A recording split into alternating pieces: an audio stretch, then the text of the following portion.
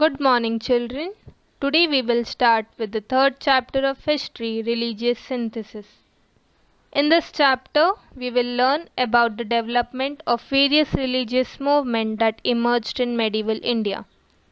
The word religion basically means belief in God, faith in God. Synthesis means combination of different things and ideas and putting it together. The word religious synthesis together means blending or combining two or more religion. In this chapter, we will learn how in medieval India attempts were made to bring about religious synthesis in social life. Diversity of language and religion is an important characteristic of Indian society. India is one of the most diverse countries in the world. We can see people speaking different languages, following different religion, practicing their own customs and tradition, having their own culture, food, clothing in different parts of the country. This diversity is one of the unique feature of Indian society. But at times it may also lead to some problem. Some may think they are superior to others. Considering this feature of diversity, our constitution has adopted the principle of secularism.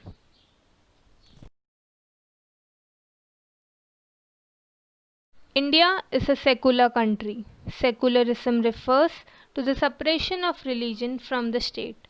It means that the state should not interfere into the matters of religion. The state should not discriminate among the citizens on the basis of religion. It cannot force any citizen to follow a particular religion. The citizens of the nation can follow any religion they want to. In medieval India too, attempts were made to bring about religious synthesis on the basis of this principle. The Bhakti movement, Sikhism and Sufism were based on the principle of secularism. They arose in different parts of India. They emphasized harmony. Emphasized harmony means to give importance to peaceful existence. They believe that people belonging to different religion, different caste, different sect can live together peacefully along with devotion to God. In ancient time, there was a practice that only people belonging to upper caste had the right to do all those religious ceremonies and attain knowledge of Almighty. But Bhakti Marg opened the path of devotion to everyone. Bhakti Marg did not give any importance to hierarchies. They did not give any importance to caste system.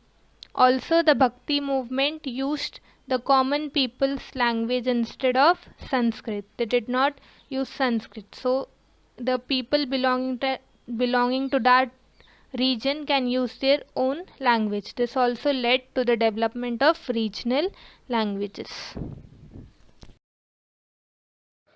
It is believed that the Bhakti movement originated in South India. The Nayanar and Alavar Bhakti movements emerged in this region. The Nayanars were devotees of Shiva, while the Alavars were devotees of Vishnu. There were also attempts to consider Shiva and Vishnu as one and the same and bring them together. Harihar idols, which depict half Vishnu and half Shiva, were produced in this period on a large scale. People belonging to all social strata had participated in these bhakti movements. They preached values like love of God, humanity, compassion, mercy, etc. Ramanuja and other acharyas strengthened the base of the bhakti movement in South India. They told people that God is for all. God does not discriminate. The teachings of Ramanuja had a great impact in North India also. Bhakti movement originated in South India, but later it was spread in North India also. Sant Ramanand strengthened the Bhakti movement in North India. Sant Kabir is a well-known Sant in the Bhakti movement. He did not attach any importance to places of pilgrimage. Places of pilgrimage means places of worship, holy places where one has religious and spiritual belief. For example, Golden Temple, going to Hajj, Vaishno Devi, Jagannath Puri, or visiting certain churches. Vrat means fasting, fasting in the name of God, and idol worship, worshipping the idols of God. He did not give any importance to any such practices. For him, truth was God. He believed that one should be true to himself and others. He did not believe in any discrimination based on caste, creed, sect, and religion. He wanted to bring about Hindu and Muslim unity. He considered everyone as same. He criticized the extremely orthodox people. The word orthodox means narrow-minded people. Those people who are still stuck in age-old customs and traditions which are wrong. Certain practices that are wrong in both Hindu and Muslim religion. Slowly and gradually, Bhakti movement started spreading all over India. In Bengal, Chaitanya Mahaprabhu underlined the importance of Krishna Bhakti. People from different castes and creed joined this movement. Under his influence, Shankara Deva spread the Bhakti movement in Assam. Narsi Mehta was a renowned Vaishnava Sant in Gujarat. He was an ardent devotee of Krishna. He gave the message of equality.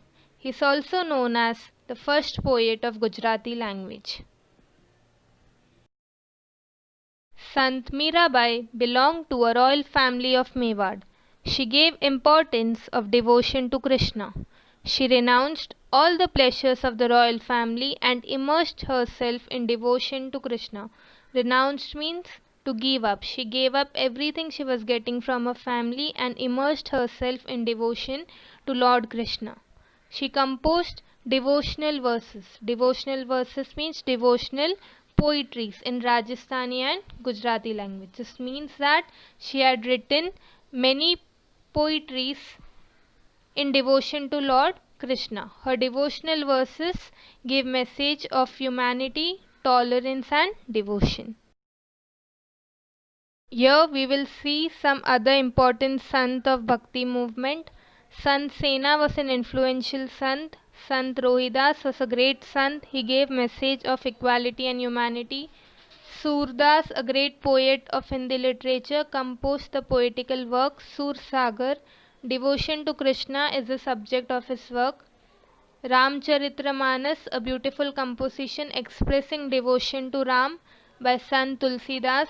A Muslim Sant, Rakshan, too composed a melodious devotional songs on Krishna Bhakti. Sri Basaveshwar organized the Lingayat stream of thought in Karnataka. He was against the caste system and stressed on the dignity of labor.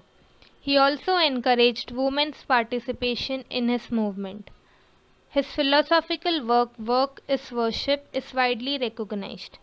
He emphasized that through hard work and endurance only you can reach true peace. He preached that no work should be regarded as slow and should be done with utmost dedication. He spread his teaching in the language of people, that is Kannada, through the medium of Vachana literature. His devotee, Manmath Swami, composed Paramarahasya in Marathi.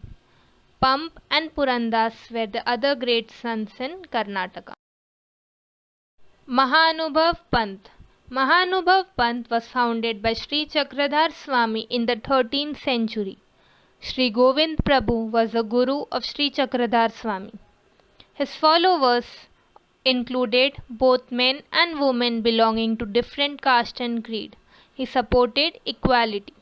He travelled to all parts of Maharashtra preaching in Marathi. This led to the development of Marathi language. This sect mainly spread in Vidarbha and Marathwada regions of Maharashtra. Riddhipur in Vidarbha is an important place for the people of this sect. This sect had reached up to faraway regions like the Punjab and Afghanistan. We all are very familiar with Guru Nanak. Guru Nanak was the founder and the first guru of Sikh religion. His work could be regarded as the first attempt to achieve religious synthesis. He had visited many places of worship of the Hindus and the Muslims, including Mecca. He realized that the feeling of devotion is common everywhere. He thought that all persons should be treated equally. His teachings aimed at achieving Hindu-Muslim unity. He emphasized chaste behavior. The followers of Guru Nanak are known as Sikhs. The Adi Granth, also known as Guru Granth Sahib, is the holy book of Sikhs. The Adi Granths include compositions by Guru Nanak, Sant Namdev, Sant Kabir, and many other sants. Guru Gobind Singh is the 10th Guru of Sufism is a sect within Islam. The Sufi saints believe that God is full of love and the only way to reach Him is through love and devotion. Their main teachings are love for all living beings, meditation, and simple living. Khwaja Moinuddin Chishti, Sheikh Nizamuddin Awaliya were great Sufi saints. The teachings of Sufi saints led to unity in Hindu and Muslim communities. Sufi music had made valuable contribution to Indian music. Contributions of the Bhakti movement. Bhakti movement led to the development of faith and devotion among the common people. The path of Bhakti taught by sants was easy to follow for the common people. The Bhakti movement was open to all men and women. The sant expressed their thoughts in the language of common people. Its teachings were preached in the language of the people that was close to their heart. The Bhakti movement has contributed greatly to the making of Indian culture. The notes of the lesson will be given in the next class. Thank you.